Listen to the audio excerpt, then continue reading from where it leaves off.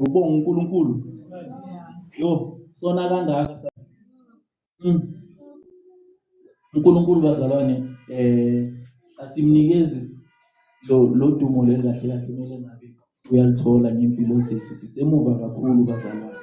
But still usasinikeza amathuba. So nokuthi sibe la namuhla yithuba ukuthi siyenze kangcono. Hallelujah. Hallelujah.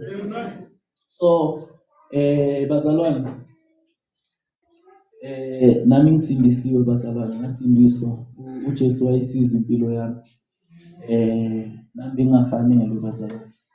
And futhi ngicela ukushare kancane nje ngensindiso yami ukuthi mina ngikhulele vele ekhaya besiya kakhulu esontweni. Besikhonza Assemblies of God. Faith Mission. But into beyenzeka bekuthiwa bekuza nje izincebo zikaNkulunkulu kwesinye isikhathi sishumayela awukube ne-altar call niye ngithi ngiyosindisa. Ngeke nami ngiyenzele umthandazo basenzisa wona lo convert abazalwane. Awu uma esontweni mangifika endlini ngikhohliwe ukuthi mina ngithe ngisindisiwe. Hayi ngikhohliwe, ngikhuluma iqiniso phambi kaNkulunkulu, sesikhohliwe. Kwesinye isikhathi besihamba sibangana ephambili sithi umfundisi ushayile namuhla uyoshayile umfundisi. Hayi sangahlala la sabe sazi ukuthi sifuna sifike phambili, hayi sizinikele. Yenzeke nje mhlambe yenzeke kaningi angeke ngikhumbule nokuthi ukuhamba kwesikhathi bazalwane kwaba nelinye ilanga lela angilikhohlwa nokulikhohlwa. Even nale sermon eyashunyayelwa ngaleyo langa sinikela khona la uNkulunkulu wangivula amehlo khona. Because that day ngathi mangiceda ukwamukela uJesu ngathi nanoma ngifike endlini wathi ngithandaze khuleka bazalwane, wathi semele ngifundise. And funny enough bazalwane, mina ngibhema igwayi, ngibhema nensango. And ngikhumbula kahle mangisindiswa bengisesenebox, insango bebayifaka kwelinye ibox. So I don't know manje ukuthi basayithengisa le box. But the way insindiswa ngifikela ngakhona ngathi le nsango hayi angiyilahli, ngifuna ukuyikhomba ukuthi angeke ngisayibheka, ngiyayithatha ngayibeka emva kwendlu. So bazalwane uJesu angazi ukuthi sometimes insindiso angeke ngithi abanye abasindiswanga kahle or njani, angazi ngoba izindlela zikaNkulunkulu ziphakeme kakhulu kunezethu.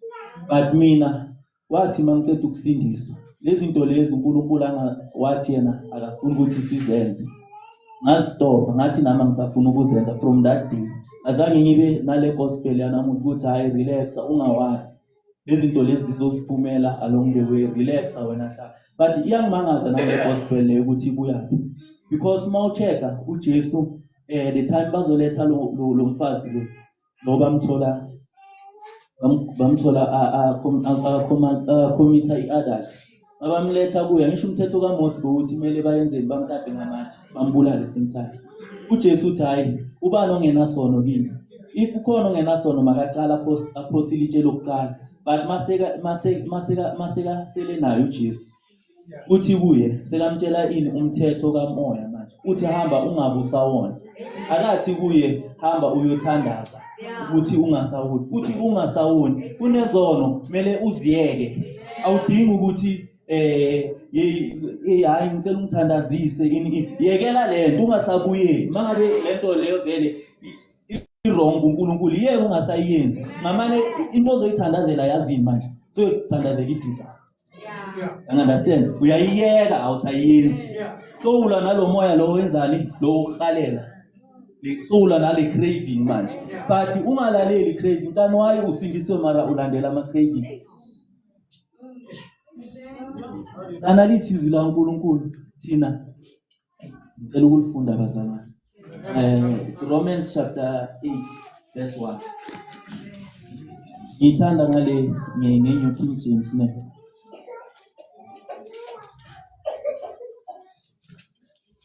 Lithi, there is therefore now no condemnation to those who are in Christ Jesus, who do not walk according to the flesh, but according to the Spirit.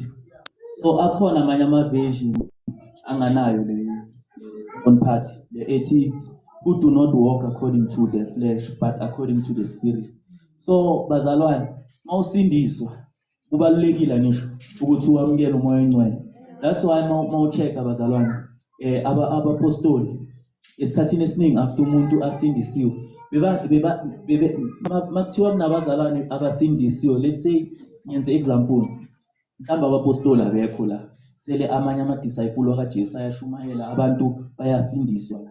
Mababuya abapostoli bafika la, bathi siyajabula naba abantu basindisiwe and stuff, but kunombuzo bazowubuza, bazothi sebamamukelile na umoya oyingcwele, sebamamukelile na umoya oyingcwele. Because bazalwane, yabona le ndlela le ngaphandle komoya oyingcwele, ngaphandle komoya oyingcwele sokhathala.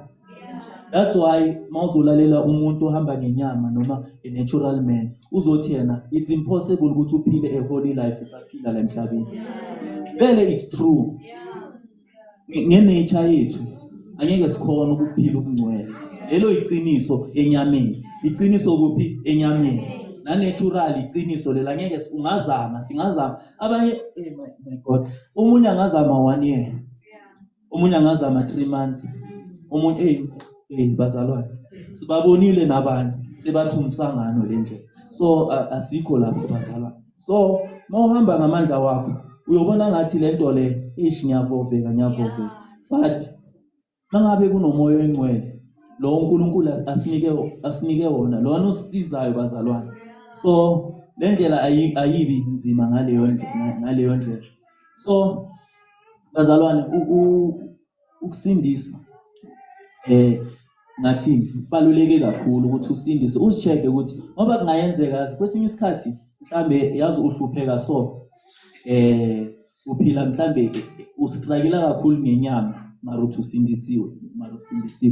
Cheka kahle ukuthi asho kuyenzeka kwesinye isikhathi ukuthi ukhulele vele esontweni, ukhule wenza izinto zasesontweni, mara alikho ilanga ongalikhumbula la wena wavuma khona uJesu.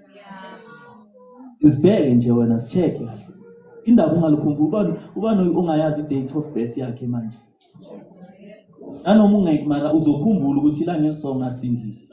So because angeke akusilula ukuthi uhambe ngokamoya ungakasindiswa, yabona bazalwane. And okay, le verse silifundile ithi akuphi ukulahlwa abakuKristu Jesu abangahambi ngokwenyama but ngokuka moya, yabo. So ngamanye amagama kwesinye isikhathi inyama yakho ingakuhlebela something, but wena mele wenzeni, ungayilaleli bazalwane. So omunye kuyenzeka ukuthi uyastruggle, akazi ukuthi umoya oyingcwele lona okhulumayo or ingqondo yakhe or ama emotions, because angisho umoya oyingcwele akakhulumi ngendlela ezifanayo kithi, but ngesikhathini esiningi even ama evil spirits na akhuluma ngomcabango. uNkulunkulu kuyenzeka akhulume kuwe ngomcabango. So kune illustration engifuna ukuyenza la bazalwane. Bakhona abantwana mhlambe beze nabazali babo. Ngicela abantwana abeze nabazali just baphakamisa izandla. Choose mina. Okay. Ngizocela wena sisi.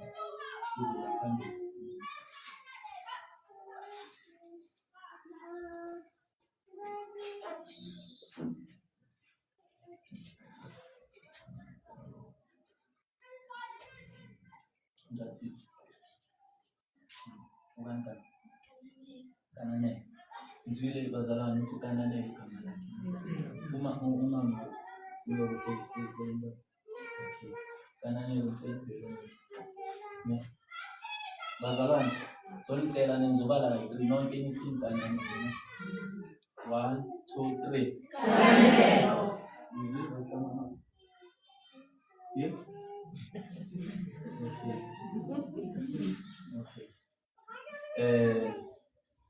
Okay. Ngicela just le 5 ehleli lapho isho ukuthi kanane ngizokhounta la 3. 1 2 3. Kananelo. Yeah.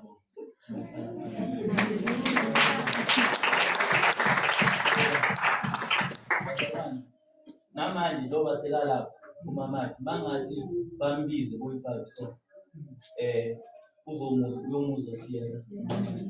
So bazalwane, the more usedeni uNkulunkulu akusilula ukuthi usikhathe ivoice yakhe, and the more kunezinto eziningi yakho uzoba confused uNkulunkulu makakhuluma. Nosathane uzofika athi ayenzeni, agcoke konje bagcoke isikhumba semvu ayibisi ne, bese la nayo uyakhuluma bese uthini uthi uNkulunkulu. So bazalwane, malithi izwi la uNkulunkulu kumele sihambe ngokamoya. Kumele siyazi ivoice kaNkulunkulu. Uzuyasho noJesu uthi ezami izimvu ziyayizwa iphimbo lakhe. So umama anyone ngathi your biological parent nanoma ungahlali naye angeke uyazi ivoice yakhe automatically. Makahlala le uhlala le angeke uzuyazi, but mawukhule nguye uhlala unayo esikhathini esiningi uzoyazi ngcono ivoice yakamama yabona. So kuzokuthi kwesinye isikhathi nanoma ngabe mabakumemeza bakubiza babaningi, but if ever umama ivoice yakhe uyazi kahle, kwesinye isikhathi uyakhona ukuyipick up ukuthi no wangathi nomama ukhona kulabantu abangibiza. So kwesinye isikhathi bazalwane, ukuthi sazi uNkulunkulu sidinga ukuthi sispend isikhathi naye. Dinga ukuthi sispend isikhathi naye bazalwane. Sispenda njani isikhathi noNkulunkulu? Funda izwi bazalwane, siyakwazi ukuthi lokho. Sifunda izwi lakhe, siyakhuleka njalo even nangokufasta bazalwane, of which yinto ebaluleke kakhulu bazalwane. So kuba nzima kakhulu bazalwane ukuthi uyazi ivoice kaNkulunkulu mangabe wena awuziniki isikhathi. Uzofisa nawe uke wabo, yazi kunabantu abafisayo bazalwane ukuthi yazi ngihlale ngizwe umuntu athi uNkulunkulu uthe kubani bani, uthe wathi kimi nani mina uNkulunkulu yokhuluma nami. Yini into oyenzile wena ukuthi uzwe ivoice kaNkulunkulu? Yini into oyenzile? Because uNkulunkulu that's why ngithanda ukuthi akasebenzi ngendlela ezifanayo bazalwane. So omunye umuntu kuyenzeka ukuthi uNkulunkulu avele nje amuphe that grace ukuthi asheshe ezwe ivoice yakhe yabona.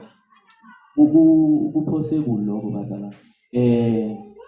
Mara naye loyo muntu kuyenzeka kwesinye isikhathi ngizoyenza example nami ngathi mangisindisiwe mangisaqala ukusindiswa, okay, ngokuhlala kakhulu ebukhoneni bakaNkulunkulu ngaqala ngayizwa ivoice kaNkulunkulu, but kwafika isikhathi la engasayizwa khona. So uNkulunkulu bese kafuna ukuthi I think uNkulunkulu bekangikhulisa.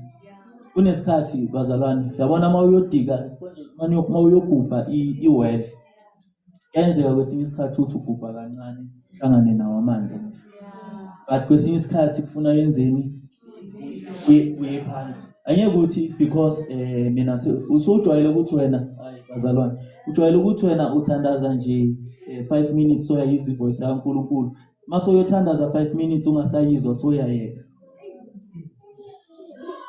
So uNkulunkulu ufuna ukuthi bazalwane sizame ngayo yonke indlela nokumlangazelela. That's why mangenza example ngabantwana bakaIsrael, esikhathini esiningi uNkulunkulu bekabalethela ama-test ukuchecka ukholo lwabo, even noAbraham bazalwane. So just imagine njengoba sithi sihamba ngokukholwa noAbraham naye wathi uhamba ngokukholwa. Ngisho manje kunalento leyo ukuthi thina sihamba ngokukholwa asambi ngokwenza kahle sihamba ngokukholwa. So uAbraham, just imagine uNkulunkulu ngabe wathi kuye hamba uyosacrifice umntwana wakho uIsaac. Abraham wathi ya Nkosi ngiyakholwa ukuthi uthi ngiyosacrifice umntwana wami. Nonowa naye athi hamba wakhumkhumbi hamba wakhumkhumbi manje ngizobhubhisa lezwe ngamanzi. UNoah athi ngiyakholwa Nkosi, azakhale amemeze uNoah akhale ayenze lezi zinto esizenzayo, athi hayi Nkosi ngiyakuzwa Nkosi, ngiyazinikela, senginikela konke kuwe, I surrender. Awu uyocala nini kwakhumkhumbi aphinda abuye futhi kusasa? Bazalwane ukukholwa okunganazenzo ukufika. Yasho njalo izwi likaNkulunkulu. Kunengoma besicula kudala esikoleni ithi umuntu okholwayo simbona. Ayikhumbula bazalwane. Mara manje ngathi ayisekho relevant kule gospel yamanje. Ayisekho relevant. I-gospel yamanje lena eyokukhohlisa abazalwane. Ithi izenzo azifuneki. Just wena kholwa, feel ngaphakathi ukuthi uyakholwa. Abantu just ufile nje wena uyafila ukuthi uyakholwa. Bathi uzomunye uma umtshela athi wena ubani ozongitshela ukuthi angikholwa. Ngiyazizwa musimina ukuthi ngiyakholwa. Uze athi uJames bazalwane. Imuphi ongcono lona onezenzo kepha unganako ukukholwa. Sekuze kuba ngcono. That's why nabantu basezweni uzwa abanye basikhohlisa bathi thina ngcono siyisidakwa siyathengelana ilokhanje uJohn next nana because angisho bona babona lezenzo zabo nanoma kungekho kungasiyizenzo kahle uNkulunkulu azifunayo mara yizenzo kusalayo. So bazalwane ukukholwa kwethu akubonakale bazalwane. Akubonakale ngezenzo. Asifundeni uMatthew 21.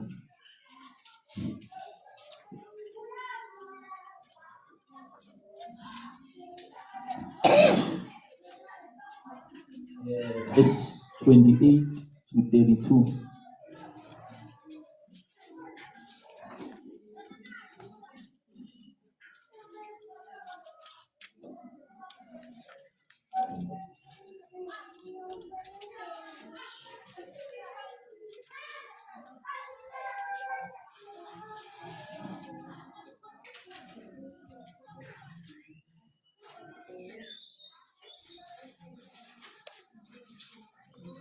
Hallelujah.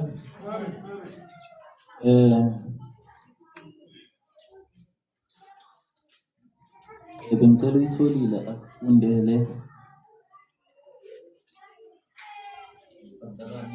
Nami ngizocela umntana. Ngicela umntana ungifundele. Please. But what do you think?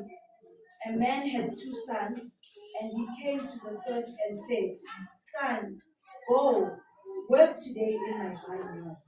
He answered and said, I will not. But afterward he regretted it and went. Then he came to the second and said likewise. And he answered and said, I go, sir. But he did not go. Which of the 2 did the will of his father? Okay. Ngicela uqhubeke. They said to him the first. Jesus said to them, Assuredly, I say to you that tax collectors and harlots enter the kingdom of God before you. For John came to you in the way of righteousness, and you did not believe him. But tax collectors and harlots believed him. And when you saw it, you did not afterward relent and believe him. Hallelujah. Hallelujah bazalwane. So bazalwane ngizama ukugcwaliselela lokho bengikusho ukuthi ukukholwa kwethu makubonakale ngezenzo. Ngiyabona la le parable uJesu ayibekayo uthi lamadodana bewayi2 uNkulunkulu watshela leyo kuqala ukuthi mayihambe yosebenza ku vineyard. Yavuma le yavuma zangivuma mina I'm sorry bazalwane wathi angeke ayi bese la wazisola why lo omunye wesi2 yena wavuma wathi hayi ngizoya. So bazalwane masingazitholi sila bazalwane labo uNkulunkulu makakhuluma into eziningi sishaya amen amen amen but uthola ukuthi asikuyenzi lokho uNkulunkulu ukuthi athi siyenze bazalwane. So awuhluleka ukuyenza uNkulunkulu uzibona ukuthi lento uyafuna ukuyenza but awukhoni. Angisho uyasho lapho uMpostoli Pawula lapha ku Romans chapter 7 ukuthi lokho engifuna ukuyenza angikuyenzi but lokho engafuni ukukuyenza yiloko engizithola sengikuyenza futhi kunomthetho wesono ophila phakathi kimi kepha mayichubeka ukuthi uyambonga uJesu owamkhulula kuloyo mthetho. So bazalwane, if ever usase stuck kuleyo position leyo ukuthi wena kunezinto ofuna ukuziyenza but awukhona ukuziyenza, ugcina sowenza lokhu wena ongafuni ukukuyenza. Ngicela uNkulunkulu yekela mangabe uyathandaza, mangabe unokuyenza ama-fasting, wayekele lawa ukuthi mhlambe usafuna umsebenzi. Angali kubalulekile lokho, but ukubaluleke ukudlula ukuthola umsebenzi nani soul yakho. So yabona leyo yalezi zinto zala emhlabeni, i-fasting asiyenzeni nabazalwane, but asicaleni ngale uthi uJesu sicale sifune ini umbuso kaNkulunkulu nokulunga kwakhe. So nani bazalwane nibona hlezi kushunyayela njalo ukuthi kumele siyeke ini singayenzi ini nani bazalwane. uNkulunkulu it's because uNkulunkulu is a good teacher. So yazi teacher o right esikolweni oyenza kahle umsebenzi wakhe yazi ilonjani lo mangabe asithi kune module yenza example angisho njengaku maths kunama module amaningi, nabo factorization, nabo algebra, nabo geometry. Bangabona ukuthi niya struggle ngegeometry yo teacher uzoyenzani, uzohlala kakhulu ku geometry makabona ukuthi igeometry yiyo enama marks amaningi uyohlala kuyo kakhulu up until nize nimaster. So nathi bazalwane iholiness yiyo enama marks kakhulu kuembusweni kaNkulunkulu more than lama miracles nani yiyo esingenise ezulwini. So singamangali uNkulunkulu makahlezi asibelesele ngeholiness every time uNkulunkulu uhlala khuluma ngeholiness, but it's for our benefit bazalwane. So angeke uNkulunkulu just imagine abantwana ngababona ukuthi ba struggle ngelokhanje uyadlula sodlulela kule chapter elandelayo mara uyabona ukuthi akekho umuntu o-understandayo la. So nathi bazalwane uyifuna njani ukuya ku next level ekubeni usastruggle uthi oh my God, uMapostle Paul uthi nikufuna njani ukudla ekucinile nisastruggle ngophuza ibisi lisafisha mara wena uthi hayi mina sengifuna iphupho awufuni nomdoko. So manithi nyacheka bazalwane, most of thina labazalwane laba esistruggle entweni eziningi thina sithi hayi wena uhlezi usitshela ukuthi siyekele ini nani mara no, it's not like sesizimasterile lezo zinto lezi lo muntu ashumayela ngazi athi siziyeke. Yabona umuntu ongakhuluma ngalokho kungaba unfair bazalwane ukuthi mase sizibona ukuthi hayi indaba yokugcoka sonke sesimasterile mara sihlezi njalo sikhuluma ngayo. Yabona ukuthi lapho sesinenkinga. Yayibona mara masisa struggle umoya oyingcwele vele umisho uyobonayo. That's why kwesinye isikhathi abanye bethu bayafisha mhlambe makasendlini uyazigcoka lezi zinto lezi bani ukuthi singazigcoki. Yabona mhlambe endlini uyazincengela la kuba la angisho abazalwana bekho kuba la mali umoya oyingcwele kanwayi uNkulunkulu ahlala thinta indaba yokuthi asilungiseni indaba yethu yokugcoka, silungiseni indaba yethu yokugcoka nana. It's because uNkulunkulu ubone kusithekeni. uNkulunkulu thina singobani ukuthi singathi uNkulunkulu angakhulumi simkhethele sithi hayi lokho uNkulunkulu ukhuluma ngako lokho ungakhulumi ngako. Ngabobani thina? Ngabobani? uNkulunkulu ukhuluma ngendlela afuna ukukhuluma ngayo. Kungayenzeka kwesinye isikhathi enye into mhlambe imajority yethu la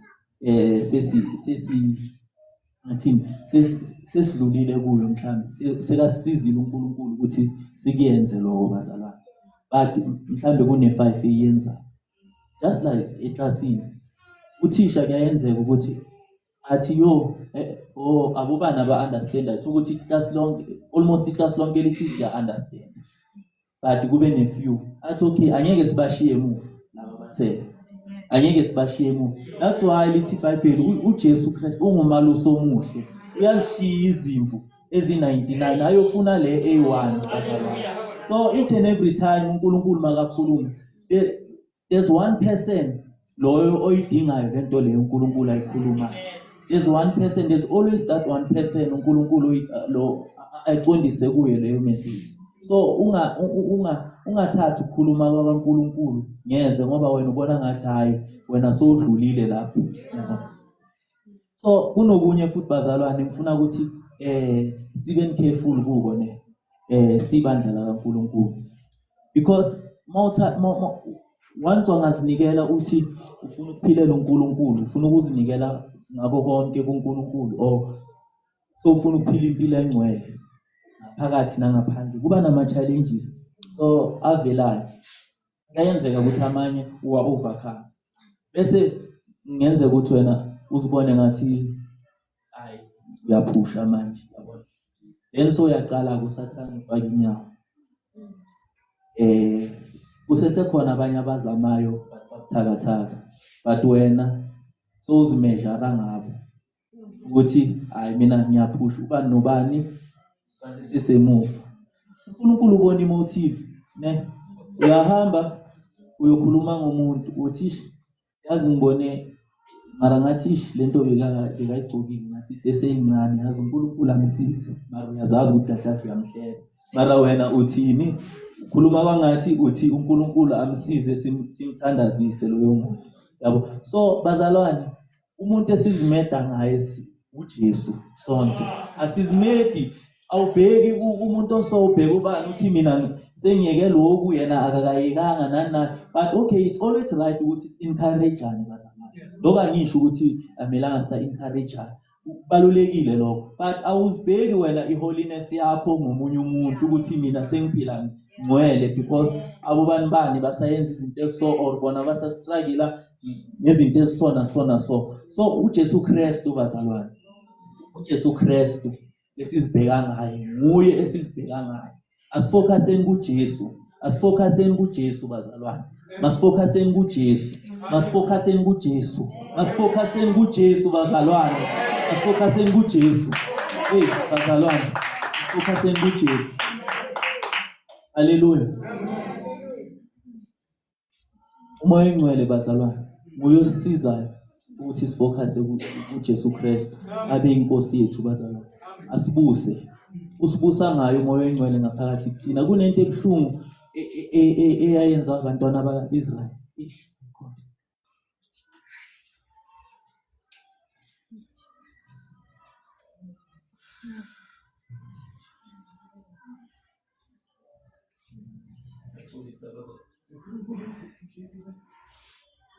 Jesus, Lord.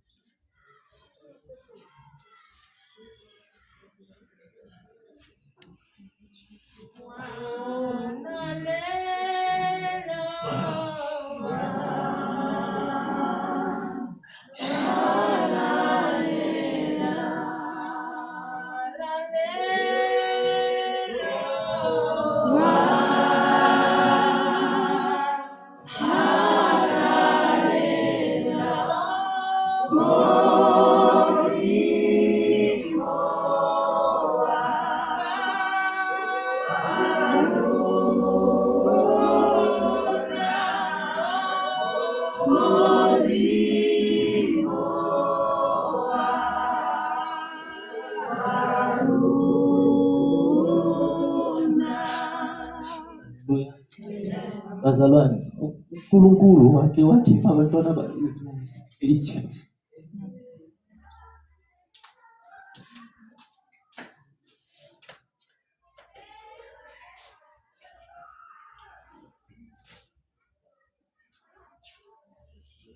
Ithizwe laNkulunkulu kulakana zimpahla for 40 years.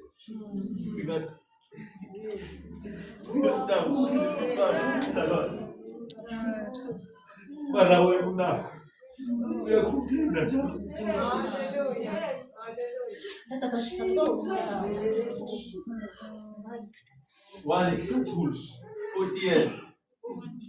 One is Tatulu. 40 years.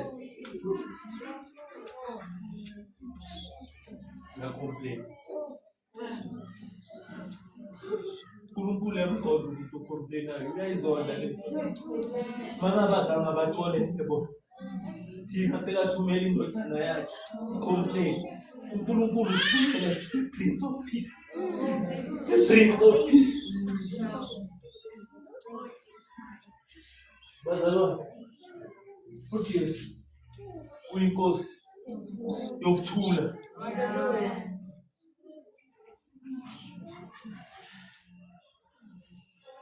Bahamba bafika eKhanani, babona ukuthi lapha eKhanani abantu baseKhanani abanezinkosi, bathi nathi sesifuna inkosi. uNkulunkulu bekafuna ukuba inkosi yabo, kwamlimaza lo uNkulunkulu. uNkulunkulu bekafuna ukuba inkosi yabo, bazalwane, bathi bona nathi sifuna amakhosi. Indaba laba abanye nabo banezinkosi. Nathi siyacela usibekele inkosi Samuel. Bazalwane,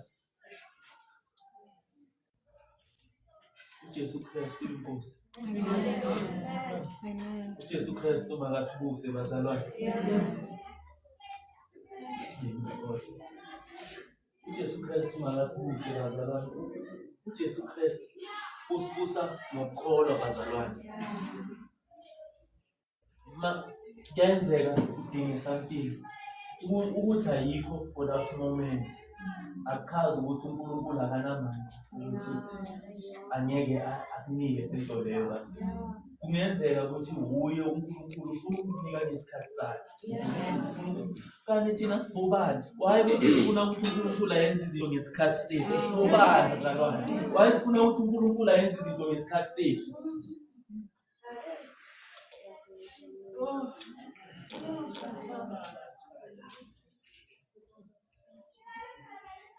uNkulunkulu oyenza izinto ngesikhathi sakhe. Mase sikuJesu Kristu, bazalwane, kumele ngabe sim-understanda kangcono uNkulunkulu nokusebenza kwakhe. Bangathi abantu bakhala ngezinto nathi sifakaza nabo lezi zinto lezi abakhala ngazo. Sikhala, my God, ukhala nomuntu, umuntu onganamoya oyingcwele uyakhala about something, uyacomplain about situation. Nawe uvumelana naye, umile leso sikhathi, mara uyabusa uJesu empilweni yakho. uNkulunkulu makasize, bazalwane. Masimlalele uNkulunkulu, bazalwane. Masimlalele uNkulunkulu, bazalwane. Hallelujah. Hallelujah. uAbraham, bazalwane, uNkulunkulu wathi kuye aphume aye ezweni ayomkhomba. Abraham bekangazi ukuthi uyaphi, but waphuma walalela uNkulunkulu. Waphuma walalela uNkulunkulu Abraham. So nathi ngokukholwa sithi sinabantwana baka-Abraham. Ngokukholwa kwethu sifunda ku-Abraham. So bazalwane, uNkulunkulu waze wathi yena the way uAbraham bekamlalela ngakhona, uNkulunkulu waze wathi manje sokumngani wambiza njalo.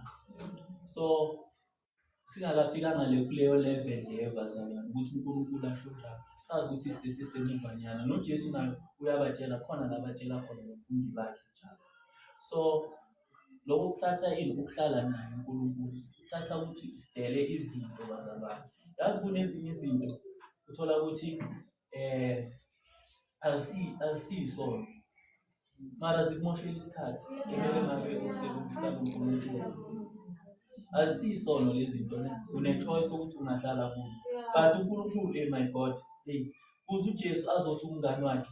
Ayisho umuntu othi umngani wakho, umngani ombiza ngomngani manje, ukuthi esikhathini esiningi nispend isikhathi ninonke, makafuna uyakuthola ngaleso sikhathi, yabo. So nathi kuze sifike kuleyo level, and yazi into encane la, akusi uAbraham owathi sengumngani wakho Nkosi, but sifuna ukuthi uNkulunkulu yena aze asho uze adonethole uthi uJesu alukho uthando olukhulu njengalolu lokuthi umuntu afele umngani wakhe. Lithi izwi laNkulunkulu Jesu Kristu wasifela ukuthi thina esiphilayo singasaziphileli siphilele yena. Bazalwane, manje yazi abanye abantu sinokucabanga ukuthi iBhayibheli mhlawumbe lokuthi sishumayele. Yazi sisuke sinenkinga mangabe mawufunda izwi laNkulunkulu ucabanga ukuthi mangabathola ngale verse or ngibazwile bebakhuluma ngani mhlawumbe mangayoyicala manje ngifuna ukuyicala lapho ukuthi okay ngizobakhomba ukuthi mina nginama-points angakanani. Izwi laNkulunkulu mawulifunda khohlwa about omunye umuntu. Izwi laNkulunkulu libe yintshumayelo kuwe wena ufunda. uNkulunkulu mangabe uyofuna ukuthi uyolushumayeza omunye umuntu uyolikhuluma uma ubona loyo muntu ukuthi uyakhumbula kufunda phi isebenzise-ke leso. Hayi ukuthi uma usafunda uhleli wena wenza iBible study ufundela ukuthi uyowina ama-arguments or uyoprova ukuthi wena right kangakanani nanani. But uNkulunkulu ufuna ukuthi ngezwi lakhe each and every time masifundiswe. Yazi bazalwane, yabona uSathane into enhle uyakhona ukuthi afake inyawo ayiguqule kube ngathi imagine uyalifundisa but awusazifundile. Uyalifundisa but awusazifundile. Ucabanga ukuthi ubani lento eso unenkinga ngayo. Why ungakhulekeli ukuthi ngiyabonga Nkosi ukuthi ungisizile ngisize futhi ukuthi ngihlale kakhulu ungabuyele emuva usalifunda lelo lizwi. So bazalwane, uSathane into enhle uyayigucula kube ngathi ayenze ibe yinto. Mawuthi-check-a namanje ziningi ingcebo zakaNkulunkulu. Abanye baxhomelana ngama-revelations, baxhomelana ngokuthi mina ngishumayele njani. uNkulunkulu ngathi angasiza. Angasiza bazalwane. Simlalele umoya wakho oyingcwele bazalwane. Simlalele umoya wakho oyingcwele. Sizoqhubeka lapha kuRomans.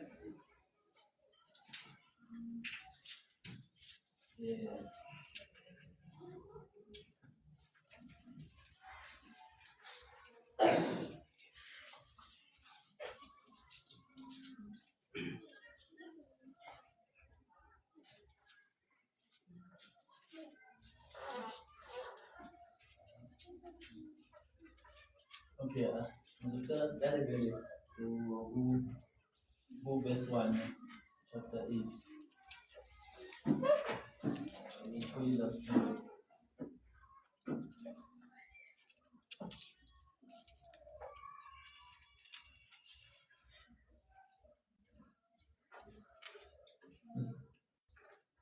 There is therefore now no condemnation to those who are in Christ Jesus, who do not walk according to the flesh, but according to the Spirit. For the law of the Spirit of life in Christ Jesus has made me free from the law of sin and death. For what the law could not do, in that it was weak through the flesh, God did by sending his own Son in the likeness of sinful flesh. On account of sin, he condemned sin in the flesh, that the righteous requirement of the law might be fulfilled in us, who do not walk according to the flesh, but according to the Spirit. For those who live according to the flesh set their minds on things of the flesh, but those who live according to the Spirit, the things of the Spirit.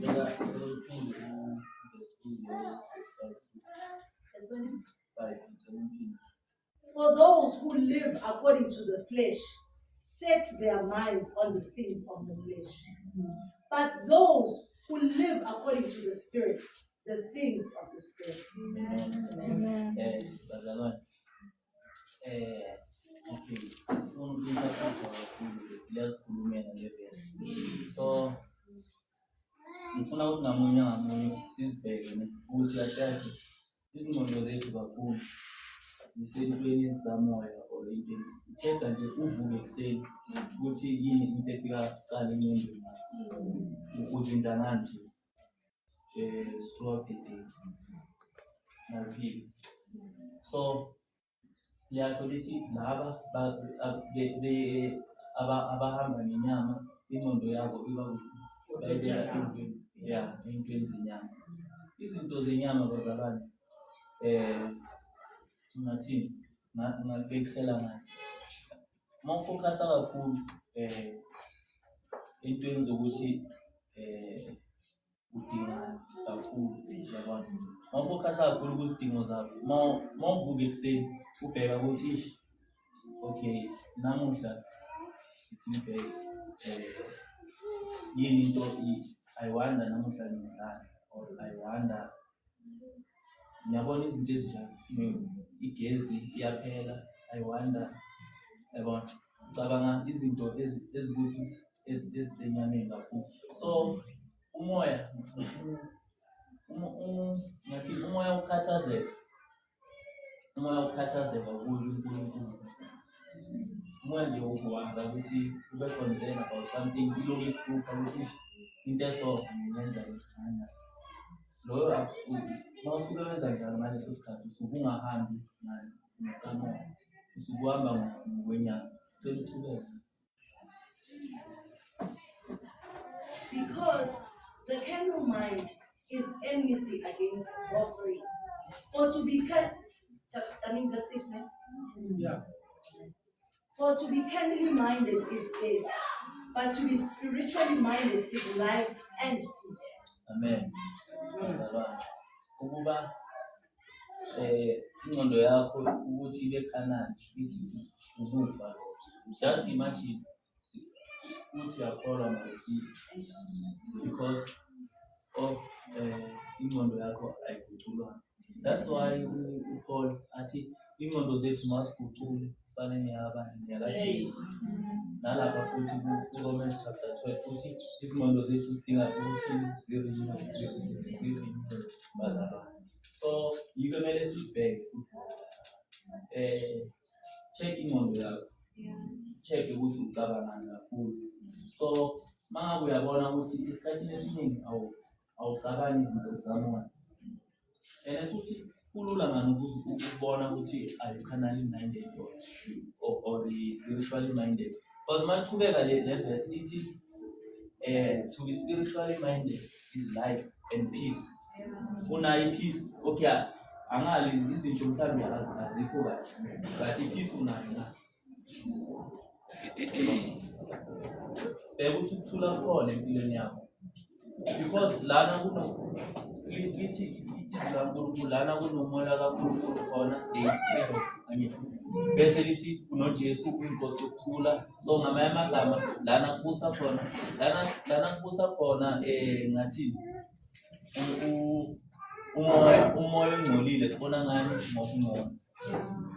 Lana kubusa khona umoya wokulunga sibona ngokulunga. Lana kubusa khona umoya wepeace sibona ngepeace. So check ukuthi ayisho lize lithi zama ukuthi uphilisane nepeace nabantu bonke izizwe kaNkulunkulu. Check nje ukuthi wena akunamuntu eningashayisani kahle wena naye. Ubheke nje bonke abantu wena nje ku-right between wena nawe. Check nje ukuthi kunepeace wena abantu mabacabana bayithu beza bakutshela inkinga zabo. Wenza ukuthi kube nepeace or hayi uthi yabona lapho lento ayikhulumela kahle kahle hayi akakuboni lo muntu. Uthela ini ifimoya emlilweni yabo. So yizi izinto kumele sizibheke uNkulunkulu uJesu ufuna ukuthi sifuzele sifanele uJesu Kristu le uyangakhona uzuthela mabakushaya ngapha umuntu unike leli side yabona So umoya ukuthi ufuna uzibuyiselela uthi mina hayi ngimxolele ngimxolelele anginankinga la yabo angisenankinga but anginankinga umoya kabantu phela uNkulunkulu ufuna ukuthi siphile ngepeace nabantu bonke. Lize lithi izinto zikamoya emuntwini onatural ingathi wenyama uthi zibubulo abantu bazothi lo muntu okuyenza into ezibuhlungu so ukhona njani ukuthi wena uma umbulisa umsukele kube wuwe omtextile umvusele. Uyabona ukuthi kuba ngathi kunokulimanyana lapho. Yabo. Kuba ngathi kunokulimanyana but kahle kahle impilo uNkulunkulu afuna ukuthi siphile. Yabona bemele ngabe as Christians bazalwane abantu bezwe bemele ngabe bona bafunda ngathi i-example but ama-Christian amaningi ayenza izinto eziphume kakhulu endleleni in such a way ukuthi abantu sebazibona abangcono kunama-Christians in terms of ngokuphila nje nakumakhelwane. Just imagine ngiyaphila makhelwane engingakhulumisani naye. Umakhelwane nje mina naye asithelelana. Omunye ukwatela ukuthi kungena inja yakhe adabula i-dustbin kwaphula i-plastic le-dustbin. Into encane esoma ngumzalwane awusamkhulumisi. Ngokhathi izinja zenu ubhala ku-WhatsApp group uma bene-group lapha estradini.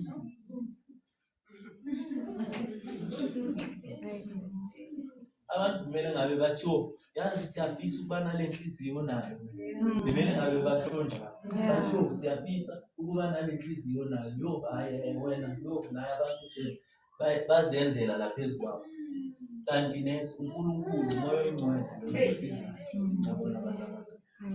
So we really need the Holy Spirit.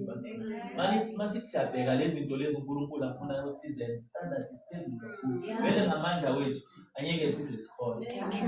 So but sidinga yena umoya oyingcwele. And umoya oyingcwele ukuthi ahlale kithi ukuthi sihlezi simuzwa njalo. Sikhona nokumlalela. Yazi kunento eyenzakalayo. Uyasho noPastoral Paul ukuthi ningamcimi umoya oyingcwele and do not grieve the Holy Spirit. So it's possible ukuthi singaba nomoya oyingcwele. But into esihlale siyenza umoya oyingcwele akajabulanga phakathi kwethu. Yayenzeka ukuthi akajabulanga nje ukhona yena phakathi. Yabo. Ingayenzeka ukuthi vele sonke ngobuningi sinalo. Mara akajabulanga phakathi kuthina umoya kaNkulunkulu. So kubalulekile bazalwane ukuthi ke umoya oyingcwele akathi makahleli futhi phakathi kuthina aphinde futhi ayenzeni ajabule kube uye kwangathi uyakucontrola. So yabo kahle kahle uNkulunkulu ngomoya wakho oyingcwele makamfaka la kithi ngiyafuna ukuthi that's why athi before uyobona umbuso wezulu kumele kube khona thina. Yabona i-computer mawuthenga i-computer kuba ne-software ne but i-computer ngisho ngizofanisa umuntu osindiswayo. Ayisho i-computer yomuntu ongakasindiswa thola lapha kunezinto eziningi music pornography and stuff like that kunama-virus nani. So i-computer kuze i-function kahle kumele yenze uyi-reboot. Bathi uyi-reboot wakhipha i-operation system yakudala ufake entsha bese suyaqala wenzani ufaka ama-program amasha.